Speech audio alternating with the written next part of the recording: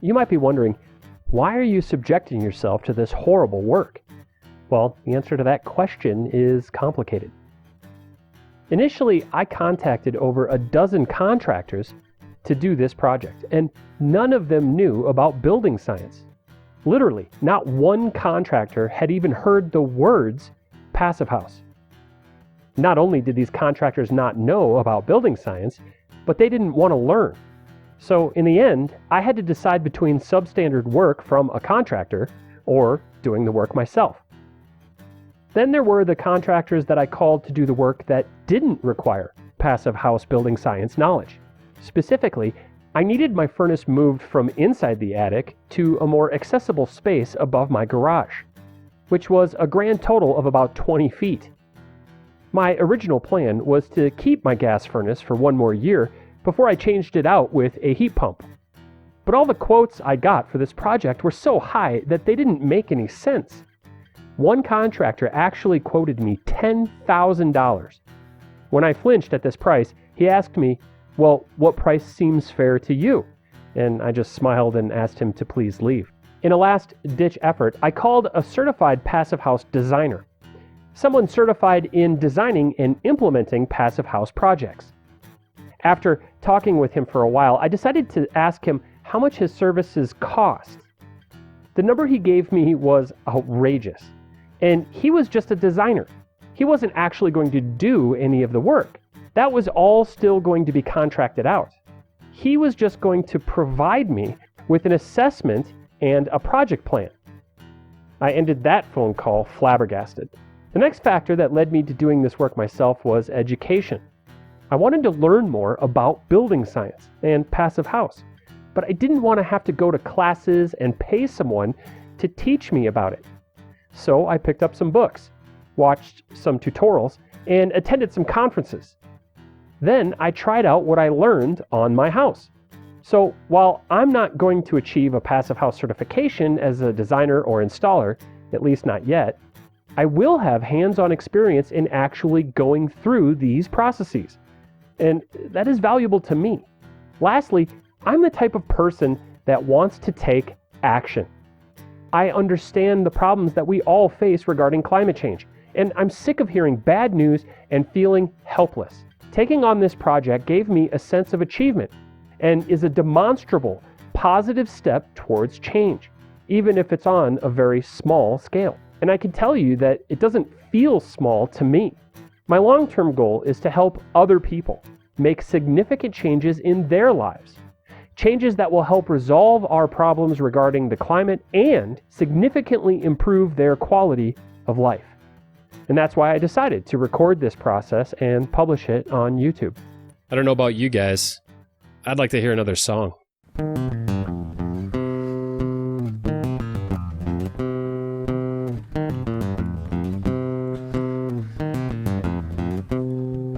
The games are hard, are unjust and unruly. I watched you fall from the mouth of lunacy, while the king wants his song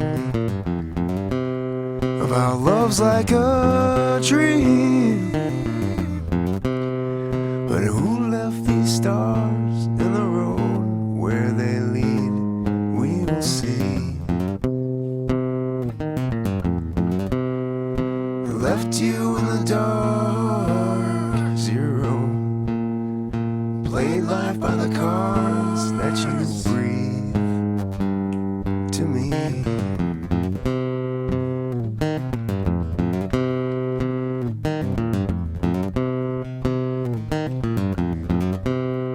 You move like the wind, it bends through the trees, where nothing ever moves.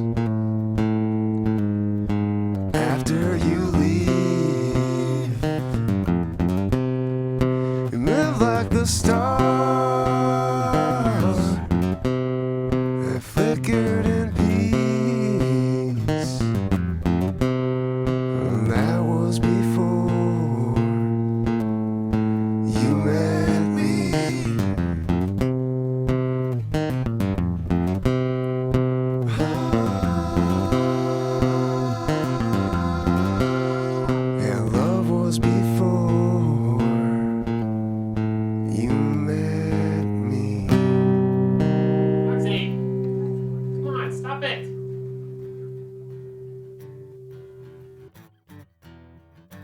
So let's take a minute to just slow things down. If you notice back there, I took out my furnace.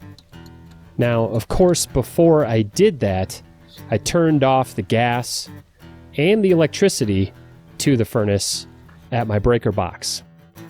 You can see here, this is where the electric goes into my furnace, and it runs to a switch on the wall. That's also turned off. As part of this whole process, it's a lot easier if I take everything apart because the furnace will be lighter to move. It's not terribly heavy, but it's also not very light either. Once I get these panels off, I can then take the electricity apart right here and the gas right here. I'm going to start with this gas line first, and from there, I'll take apart the rest of it.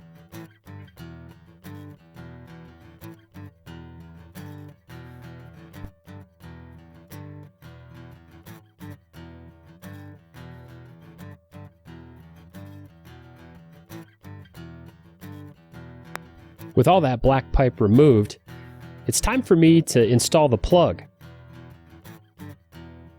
The first thing I want to do is take that plug and inspect it.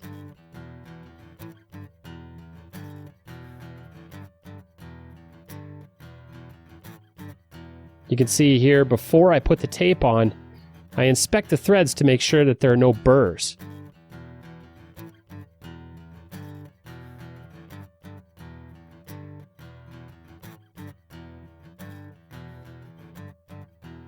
And then I use a lot of tape. The last thing you want is for there to be a gas leak in your house.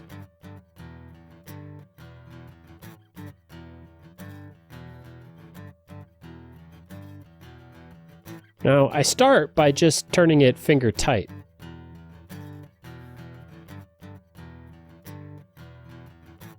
I'm going to ratchet it down later with a monkey wrench.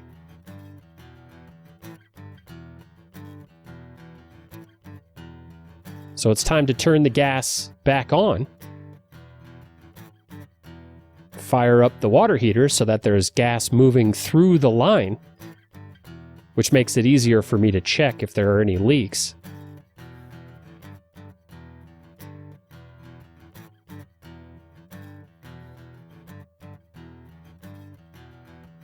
And then I take a bottle of super soapy water and start hosing down that section of the black pipe. Now this is the underside of that junction. I didn't really touch that, but I wanted to make sure. Now here's the top side, that plug, after I tightened it with a monkey wrench. As you can see here, I'm not sparing any of this soap. I want to make double sure that there are no leaks. The footage that you just saw, me cleaning out the attic and moving the furnace, that took more than a month. In fact, I don't even remember exactly how much time it did take. I think it might have even taken 2 months. Come over here. Come sit with me. Now, I started this project in March, and I want to say it was either May or June before I actually took my furnace out. I didn't record every day that I went up there. That was just too much work. I was more interested in just getting it done, because I knew that once I took my furnace out, I was on a hard deadline. I was going to need to have everything finished by wintertime.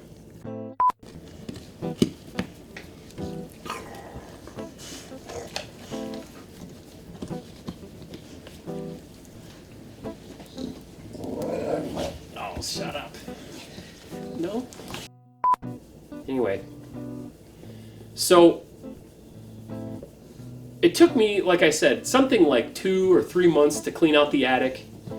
And immediately when it started to get hot, like May, I realized I have to start installing insulation.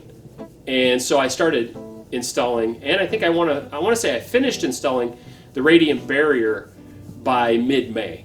And that made a world of difference. It changed up there dramatically. So before I installed radiant barrier, it would get over 110 degrees in the attic in May and June. After the radiant barrier, it wouldn't. Okay, take it easy. Ugh, okay. After I installed the radiant barrier, it would get around 90, 92 degrees, and that was too hot for me. So I would have to get down out of there by midday. So I'm going to be switching gears in the next episode. It's time for me to start installing up in the attic. Stop it. So stop it. Hey. Hey. Stop. Hey. It's time for me to start installing in the attic. So I can actually work up there. Muggsy, stop it. Hey, stop it. So in the next episode, you're going to see me installing a radiant barrier. Stop it. And what that's going to do is, Muggsy, stop it. Just leave him alone. Just leave him alone. You don't need to give him any. You don't need to give him a hard time. Don't give me a hard time either. Hey, just relax. There you go. That's nice. Okay. Don't ever get a bulldog. Whatever you do, don't get a bulldog. If you don't like hair and dirt and spit everywhere all the time, just don't get one. Get a cleaner dog that doesn't do all these weird behaviors. Look at this. What is his problem?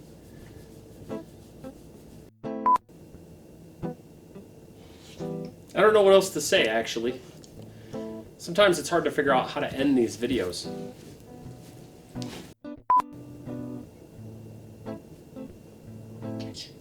What happens if I get you?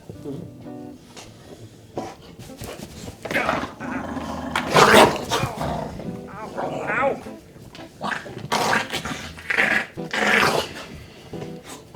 Okay, calm down. Hey, take it easy. I guess that's all. I just wanted to have a minute to talk with you. Oh, okay. Take it easy. Take it easy. God, you're all spitty. Too much spit. Yuck. If you have a bulldog, you're going to need special towels. Just so that you can get their spit. Because all they do is spread spit all over the place. His job is to redistribute bodily fluids all over the house as much as possible. Guys, hey, put it down. Don't ever get a bulldog. We'll just close the show with that. You gonna lay down? Mm-hmm. Oh, there he goes.